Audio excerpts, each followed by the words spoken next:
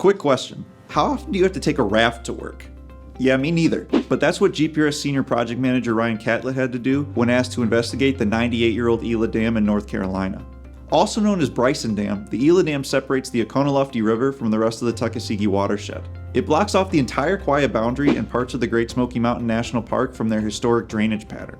The Quia boundary is Native American tribal land belonging to the eastern band of Cherokee Indians, who were also cut off from the Oconaluftee River because of the dam. The Gila Dam was originally constructed to provide power to the scattering of houses in rural Swain County. When it came online in 1925, it had the capacity to produce just under 1 megawatt of electricity per year. That doesn't sound like much, but it's enough to power around 650 homes annually. Fast forward to September 3rd, 2021, when a breach was discovered in one of the dam's gate structures. As crews worked to evaluate the problem, a malfunction in the electronic switches controlling the gates resulted in the release of a slug of sediment from the dam. These two incidents sparked discussions between multiple stakeholders about removing the dam and returning water flow along the Oconaluftee to its historic state. In April 2023, the U.S. Fish and Wildlife Service approved $4 million in funding to help pay for the demolition of the dam and restoration of the river.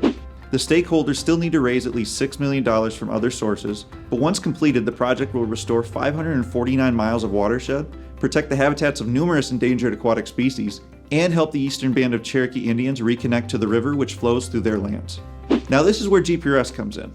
The dam's current owners wanted to know how much rebar is present in the dam's walls. They intend to allow the eventual demolition contractor to collect the supports and sell the material for recycling, which would allow the contractor to recoup some of their costs. Ground penetrating radar is the best tool for this kind of precision concrete scanning. This non-destructive detection and imaging method can locate both metallic and non-metallic objects buried within concrete or below ground. GPRS project managers utilize the ProSec GP8800 GPR scanner when evaluating concrete. This handheld, lightweight, and wireless unit was a godsend for Ryan Catlett as he maneuvered around the dam in a raft and then also waited around the structure collecting scans. Despite the challenging conditions, he was able to collect crucial data that will help our client determine how much rebar is present in the dam's concrete. This was obviously not a normal day at the office for Ryan, but it was one he won't soon forget. He tackled challenging conditions and obtained data that no one else could get, contributing to a project that will benefit both the environment and the people that call the area home. We call that intelligently visualizing the built world.